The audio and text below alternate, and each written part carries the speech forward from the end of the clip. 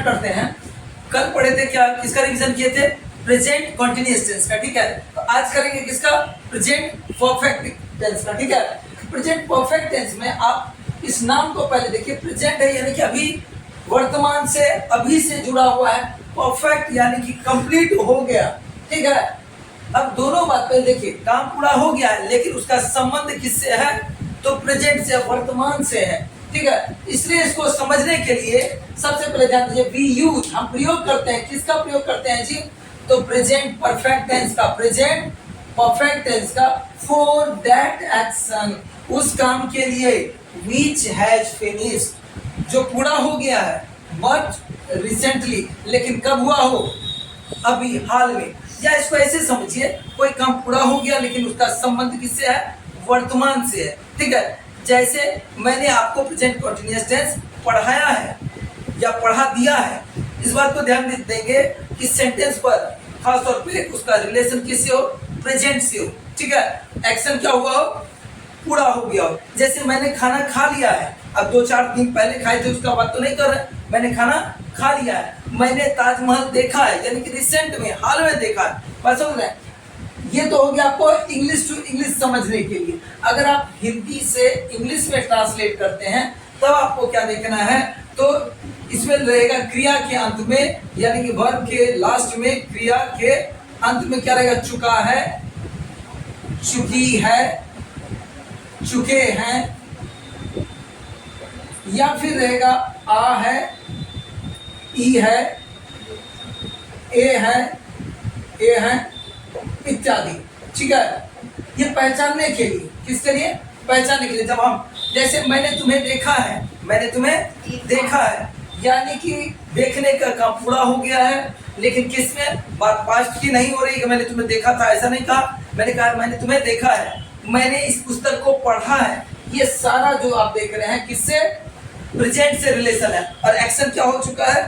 पूरा हो चुका है, फिनिश्ड हो चुका है, ठीक है। इसमें बहुत ही आसान है, इसमें कोई ये कहिएगा कि क्या कहते हैं 30 मार्क वाला नॉलेज चाहिए, ऐसा नहीं है।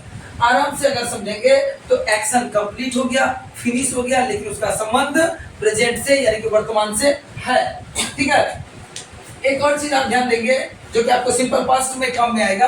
अगर ये है नहीं लगा हुआ रहे आपके ट्रांसलेशन में, ठीक है, जिसका आप हिंदी से इंग्लिश ट्रांसलेट कर रहे हैं, उसमें है नहीं रहे तो उसको सिंपल पास्ट में माना जाएगा, यानी कंप्लीट पास्ट माना जाएगा। हालांकि ये बात हम लोग चर्चा करेंगे सिंपल पास्ट जब आपको रिवाइज करवाएंगे तब।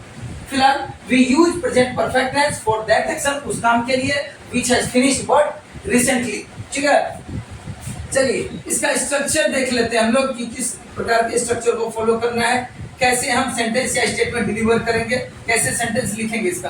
तो आप सब्जेक्ट जो एक्शन को कर रहा है वो सब्जेक्ट हो गया, साथ में आप यूज करेंगे किसका? तो हैज या हैव का और वर्ब का तीसरा फॉर्म। याद रहे कि अगर टाइम वगैरह का बात हो जाए, अगर रहे तो आप इसमें भी सिंस या फॉर प्लस टाइम का यूज करेंगे, ठीक है। लेकिन टाइम रहे तब आप सिंस या फॉर का यूज करेंगे, अदरवाइज नहीं करेंगे, ठीक है। एक एग्जांपल लेते हैं, ध्यान देंगे। शी हैज फिनिश्ड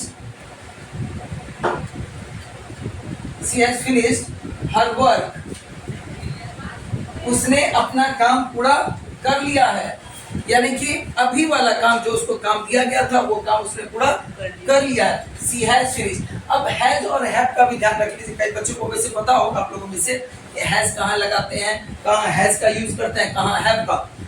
और अब फटाफट से अगर नहीं हो तो स्क्रीनशॉट भी आप लेते चले जाएंगे, ठीक है। चलिए नेक्स्ट बढ़ते हैं। हाँ, तो अगला देखते हैं हैज कहाँ यूज करेंगे आप। ध्यान देंगे, पहले लिखे थर्ड पर्सन सिंगुलर नंबर के साथ आप हैज का यूज करेंगे, अदर्स के साथ आप क्या यूज करेंगे? अदर्स के साथ आप यूज करेंगे हैव का, ठीक है। एक बार इसको और अच्छे से समझ लेते हैं। आई हो गया आपका क्या? फर्स्ट पर्सन, ठीक है, और इसी का प्लूरल हो गया वी, ठीक।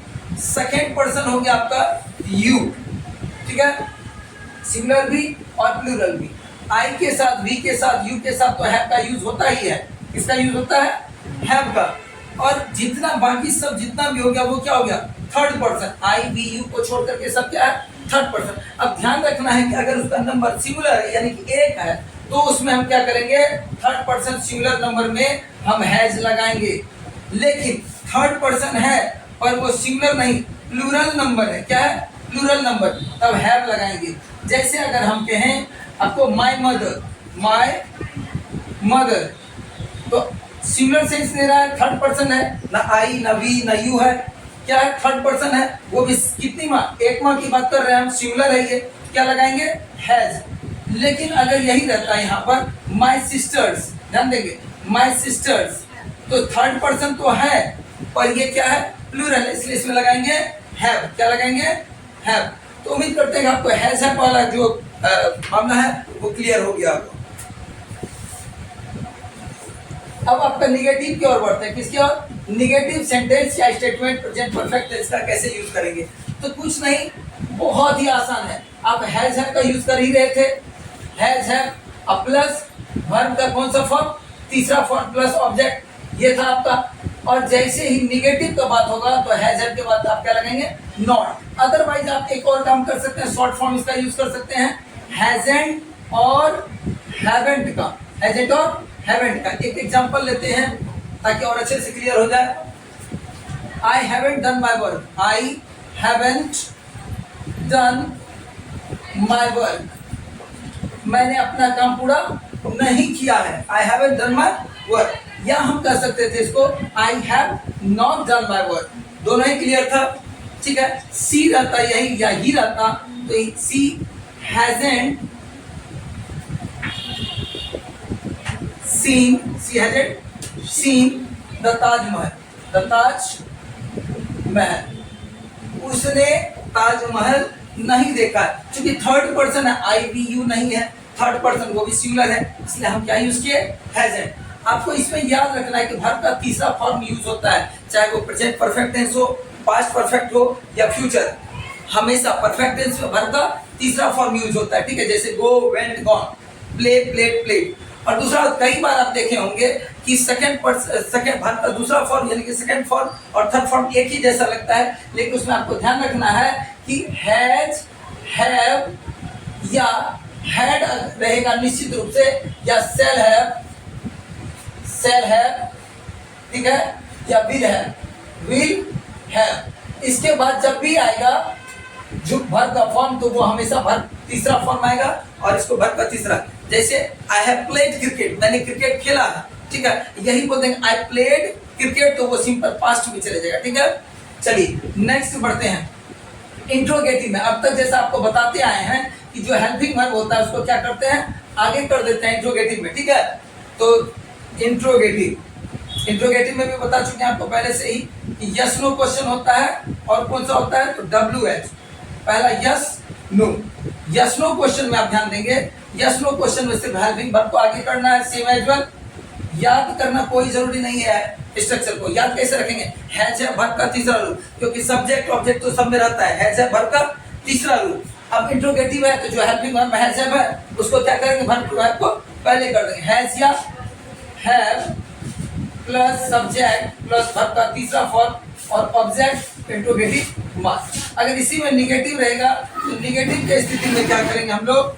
निगेटिव अगर रहेगा तो निगेटिव के सब्जेक्ट के बाद नॉट लगा देंगे या शुरुआत में ही हैजंट या हैवेंट का यूज करेंगे।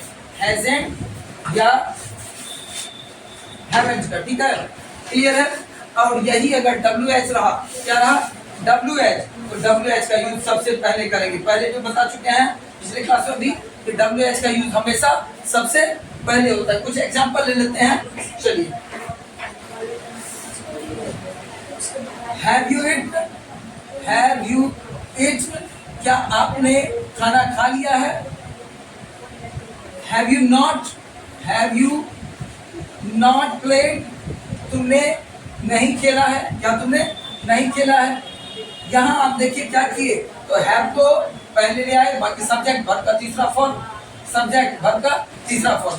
नॉट था इसलिए निगेटिव था, इंट्रोगेटिव में निगेटिव इसलिए नॉट लगाए। यही रहता तुमने क्या देखा है, तुमने क्या देखा है, तो क्या लिखते जी? क्योंकि आप इसका आंसर यस नो में नहीं दे सकते हैं, इसलिए आपको WH वर्ड लगाना होगा। WH वर्ड पहले लगता है। व्हाट हैव यू सीन, तुमने क्या देखा है। ठीक है, कोई दिक्कत यहाँ तक उम्मीद करते हैं कि प्रेजेंट परफेक्ट टेंस आपका क्लियर हुआ होगा, हो गया होगा। और नेक्स्ट जो है प्रेजेंट परफेक्ट कंप्लीट टेंस को लेकर के आएंगे। चलिए तब तक के लिए धन्यवाद।